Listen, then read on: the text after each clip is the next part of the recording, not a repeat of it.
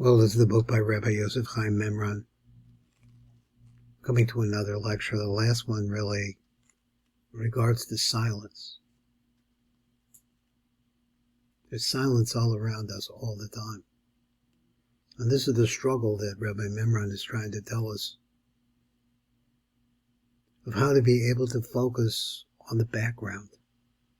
Because we live, as it were, on a stage, which is a ball which is rolling approximately 1,000 miles an hour, and we don't notice it. But it is the context, the object of the context that exists in space, which is empty. Let's come over here and let's see a little continuation of what Rabbi MIMRAN said. Another doorway to true wisdom, he says, is silence. Let me bring this back up, so I apologize. There it is.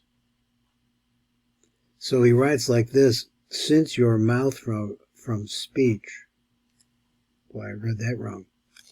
Silence your mouth from speech, and your heart, meaning your mind, from contemplation. Now, that's very interesting.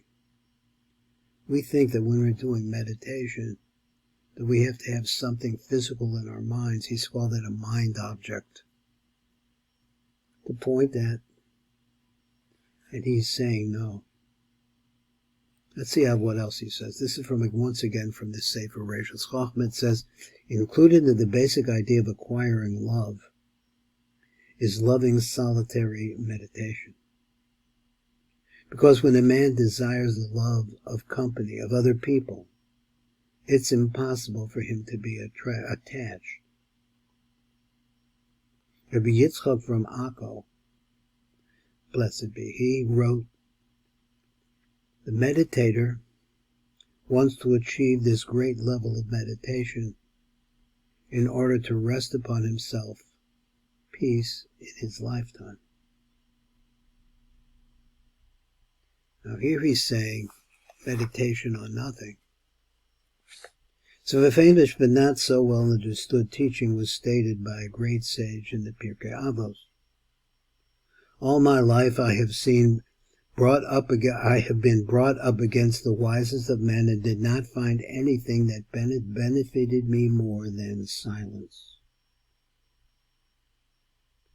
Similarly, it was stated by another sage who said the greatest protection to wisdom is silence. What is it about silence that makes it so powerful and effective? See, we're all thinking you have a hard day at work. You have to put food in your mouth and raise your family. And you come home through all the noise in your house if you have little kids, and the different struggles that your wife is going through, or your husband is going through.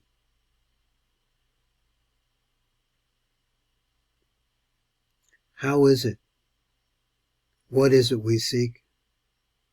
Well, he says, silence. The spiritual world is not separated from the manifested one we are conscious of. Once again, the spiritual world, that is God, is right here. It's not separated from the manifested one. I'm sitting at a desk and reading. But it's actually in a context. That's that gestalt I talked about. There's a background that we never pay attention to. He's telling us that's where the action's at. It all appears on this background. It encompasses this world, but is so well disguised that it's easily missed by people. Nevertheless, if you know where to look, you'll find it everywhere. The spiritual door opens up at every moment. Do you hear the cars driving by? Are those people speaking in the distance?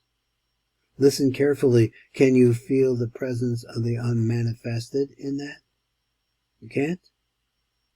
Look for it in the silence out of which the sounds come and into which they return. Now, this is a very, very deep Kabbalistic idea.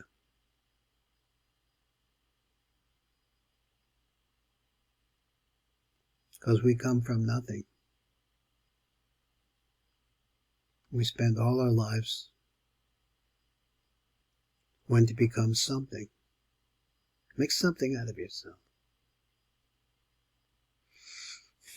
Pay more attention to the silence than to the sounds. Paying attention to outer silence creates inner silence. The mind becomes still. A doorway is opening up. Every sound is born out of silence. Now you have to think about this, and why I say it's so Kabbalistic is because the origin of words really comes from the throat, but the sounds of the throat are silent.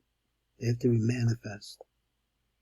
So it goes from silence, from inspiration only to say the word, to pronounce the word, to actually go through your throat, to your palate, to your teeth, and other different organs that actually produce the sound out of the mouth. Every sound is born out of silence, dies back into silence, and during its lifespan is surrounded by silence. Silence enables the sound to be. It is an intrinsic but unmanifested part of every sound, every musical note, every song, every word. There is an emptiness in the background that allows it to stand out. The spiritual world is present in this world as silence. All you have to do is pay attention to it. Even during a conversation, become conscious of the gaps between the words, the brief, silent intervals between sentences.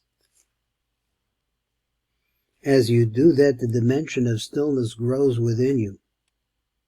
You cannot pay attention to silence without simultaneously becoming still within. He's saying that inside of ourselves, in your corpuscles, in your organs, in the blood that moves through your brains, there's silence. So without silence, without stillness within. So he says, let me read it again. You cannot pay attention to silence without simultaneously becoming still within. Silence within. Stillness within. You have entered into the hidden spiritual dimension. You are connected to the realm of God. Little blurb at the bottom. He says, pay attention to outer silence. It creates inner silence. The mind becomes still. A doorway is opening.